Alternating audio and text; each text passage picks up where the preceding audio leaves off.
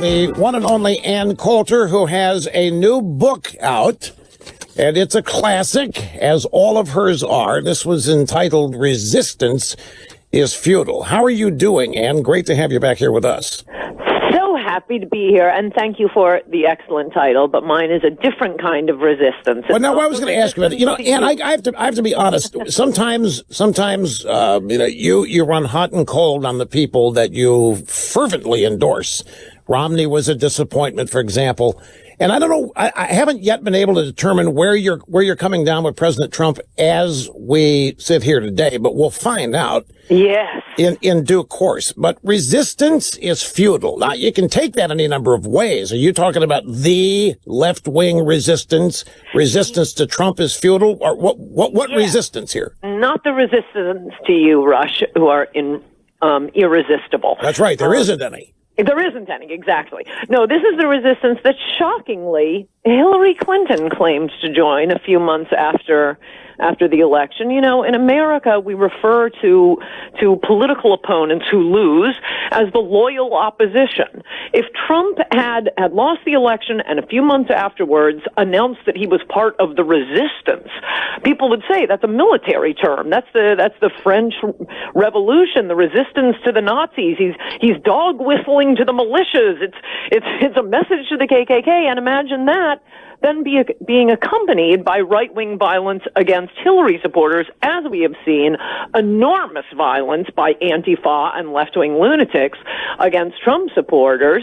I think people would recognize we're in the middle of a fascist uprising and that it was absolutely irresponsible for a losing presidential candidate to announce that to be part of the resistance. It's actually pretty shocking that she did that. Well, I remember, during the, I guess it was the last debate, and Chris Wallace, I think, asked Trump, because it had been, they've been buzzing about this. Mr. Trump, can you tell us, if you lose the election, will you concede? And Trump said, no, I'm not going to tell you that tonight. I'm not going to let you run a headline that I'm announcing I'm losing the election tonight. Right. I remember the reaction. They had a conniption, and Trump is a threat to democracy. Trump's going to throw 200 plus years overboard. Now look. Yes, and at the time I was a little testy with Chris Wallace for not asking the same question of Hillary. Boy, was I right. I guess he should have, since they aren't accepting the results of the election. Okay, first chapter, the resistance. Trump is Hitler times infinity. So you're characterizing the left-wing resistance here and how they're reaching just the extreme degrees that you make it. How do they have any credibility, even with some of their wacky support? None of it makes sense. None of what they're doing or saying makes any sense to anybody. No, I know. The leftists have a mollusk's grasp of history, so they know Hitler bad, fascism bad. So what do we call Trump if we want to call him the worst thing we can think of? He's Hitler. He's like Hitler. And it's not just, the crazy social justice warriors and the Antifa and university professors out yelling this stuff. This has appeared in the pages of the New York Times, in columns by David Brooks, and a book by Madeleine Albright warning Republicans that this cult of personality. So then he gets an authoritarian personality. Then he gets into office, and it turns out he has the exact opposite of an authoritarian personality. He has a suck-up personality. I don't remember Joseph Stalin going around saying, oh, these people are incredible. They're fantastic people. Kim Jong-un, he just loves his people. I love these kids. He is, as many have said, Trump is like a couch cushion. He bears the impression of the last person who talks to him. He's doing many great things, but to describe him as having an authoritarian personality, or take the example of his not following an unconstitutional executive order of Obama's on DACA and his, as I refer to it, the Muslim ban. The three branches of government are, to use one of my favorite words, co-equal, because it means the same as equal. So the president has all of the powers of the executive branch in his hands. Some potty little district court judge in Hawaii is going to tell him no. I would love for some president someday to say, thanks for your opinion, Judge, but I took an oath to uphold the Constitution too. I have the authority as president given to me by the Constitution and by the law to exclude any immigrants in the interests of national security, which he has full authority to do, but he doesn't. No, Trump says, fine, we will appeal this. We will wait. We'll work its way through the court. So, it really is just them knowing that Hitler is supposed to be bad. They may as well call Trump a poopy head. Well, I remember when this program started some 30 years ago, it was so uncool to refer to any political opponent as Hitler back then. It was lazy, so it was said to be intellectually lazy. Yeah. It's damaging. Nobody could be anywhere close to Hitler, much less worse. And now look, it's part of their retinue. It's part of their daily lexicon. Look at you've been chronicling this for the left and their craziness for the longest time. And now the resistance. But is any of it working? Does any of it concern you? Not really. I mean, the violence concerns me as anyone any Trump supporter has to worry about getting beaten up by going to a Trump rally or being thrown out of a restaurant. I mean, yeah, that's I admit a little irksome. But I think the resistance would be much better off if they'd read my book. I give them some tips on how they ought to be attacking Trump, which is to attack him on the worst thing he's actually done. And stop running off on wild, demented conspiracy theories that no one believes and screaming that he's Hitler. Well, give me an example of something he's done that you think they could legitimately score some points with. I mean, they've tried accusing him of separating families at the border. And right. I've even had people on our side say, Rush, that's really bad. Those pictures are bad. Trump's got to do this. And he didn't do it. Right. He didn't do it. People respond to the media. It's amazing, even on our side, how sometimes it is easy for the media to start creating doubt. You're not going to be giving anything away. If I were advising the Democrats, and don't worry, they're not going to listen to the excellent advice I am imparting to them. Look, Sherrod Brown is an old-style Democrat, senator from Ohio. He used to 100% agree with Trump on the trade deals. Jesse Jackson, Barbara Jordan, Harry Reid, Barbara Boxer, and Di-Fi used to all agree with Trump on the immigration issue. This is a new thing. The entire Democratic Party's philosophy and the left-wing philosophy is, where's Trump on that? Oh, that's awful. I think we could get the left to start defending pederasty if we told them that Trump was against it. But if they went back to their old-style Democratic politics, what you would attack Trump for is not really hopping to on all of those promises, like the wall. But they can't do it. They can't. Look at Molly Tibbetts last week. That, if the Democratic Party were sane, that should be Trump's Kate Steinle. He's president. He's got a Republican House. He's got a Republican Senate. But don't worry, Democrats have blown it. They won't take advantage of it. You think do you believe, since you bring this up, do you think there's going to be a blue wave? You think a Democrat's going to take the House? Well, there will be, historically, the odds are overwhelming that there should be a blue wave.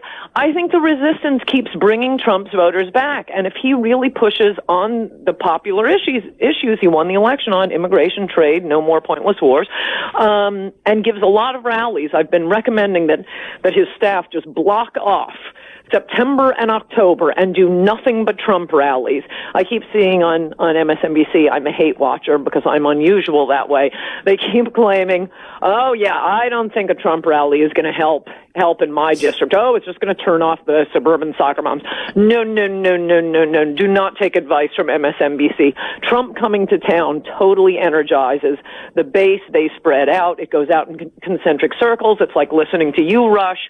It spreads beyond the actual person listening to you. They tell their coworkers and their neighbors.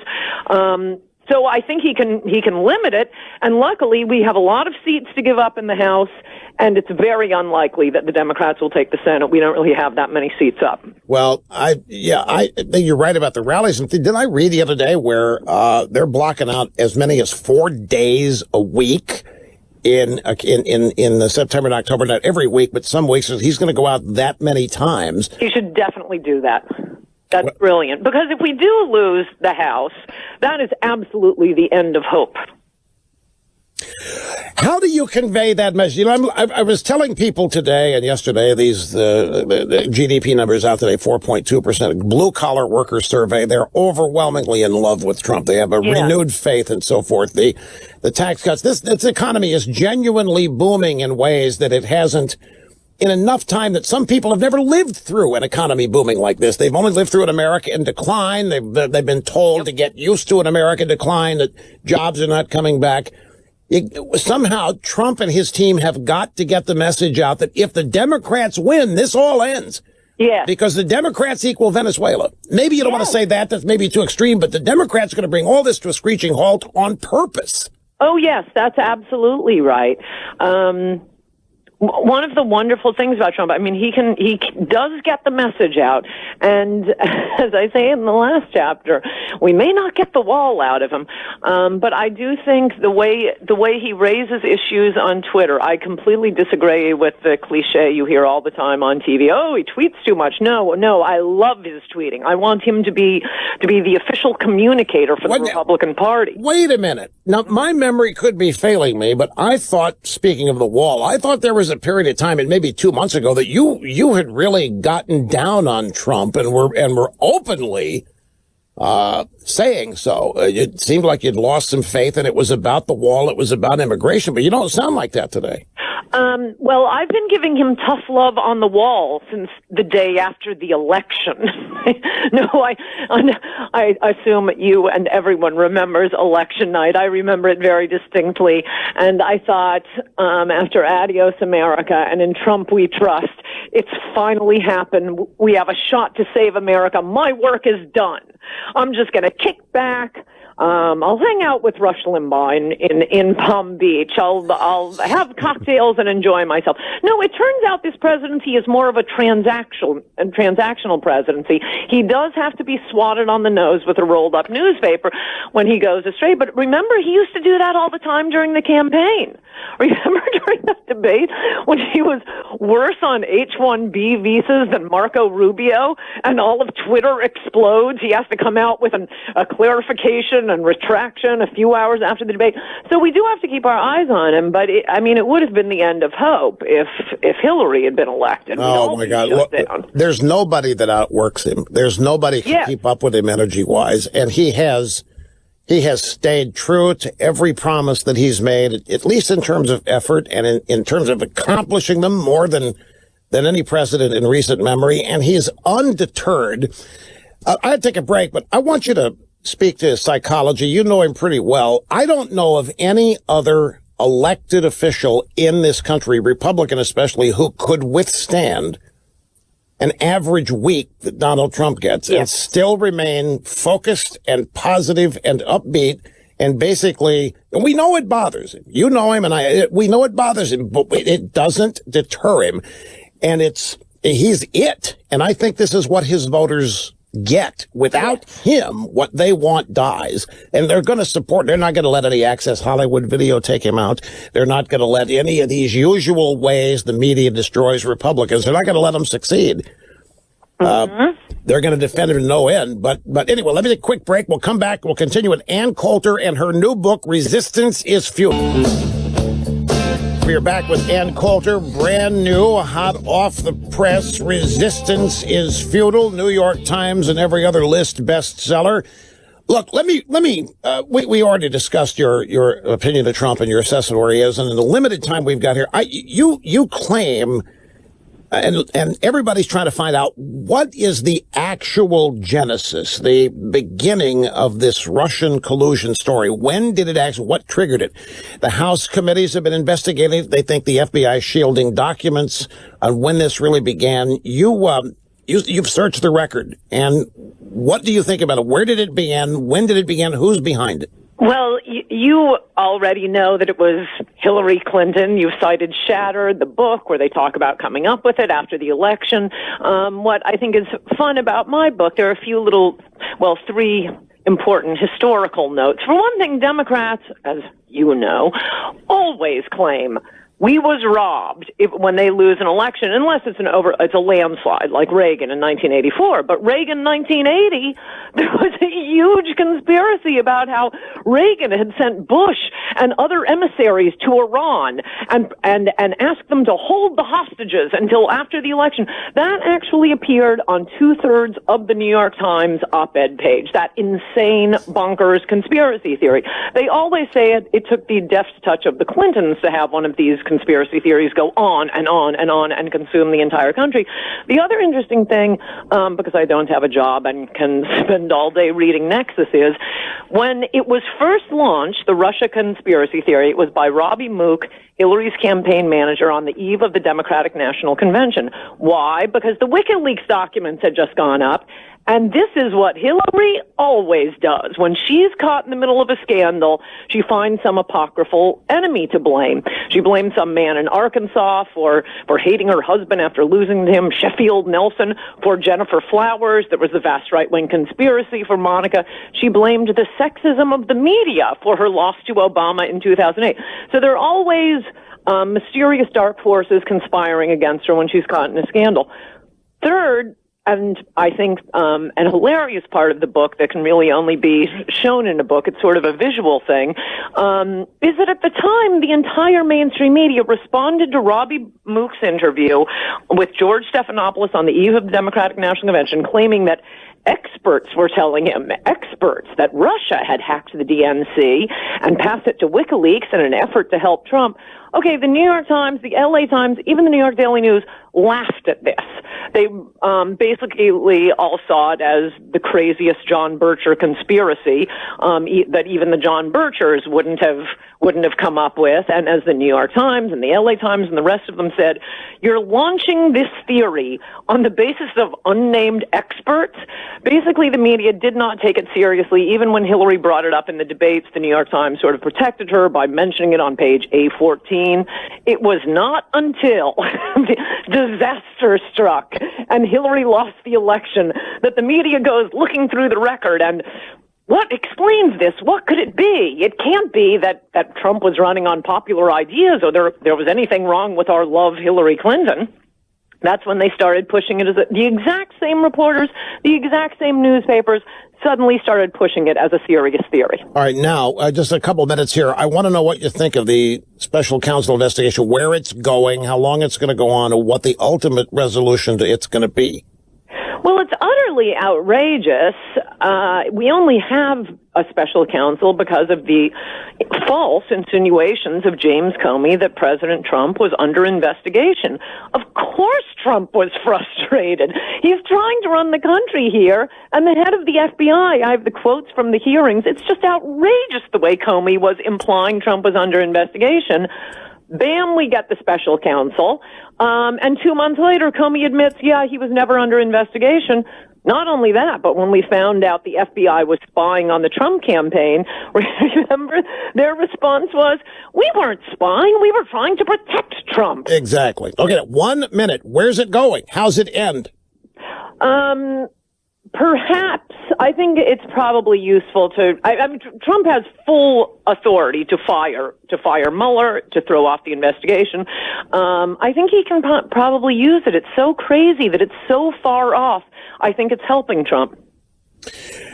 Yeah, it's you don't sound worried about any of these things, these irons in the fire that the Democrats have to literally destroy him. I mean, they're not going to stop. They're going to give every chance they've got. But it's encouraging because you go up and down optimism. It's encouraging to hear that you don't seem to be that worried about all this in the long term. Am I right about that? Absolutely. Everything the left hates about Trump is what I love about him. I loved his response to Charlottesville. I love him this week attacking the social media, the big tech firms for censorship. I love him going after the media and calling them fake news. It's exactly what I think the base loves about him. We finally have a Republican who fights back. Excellent. Perfect timing.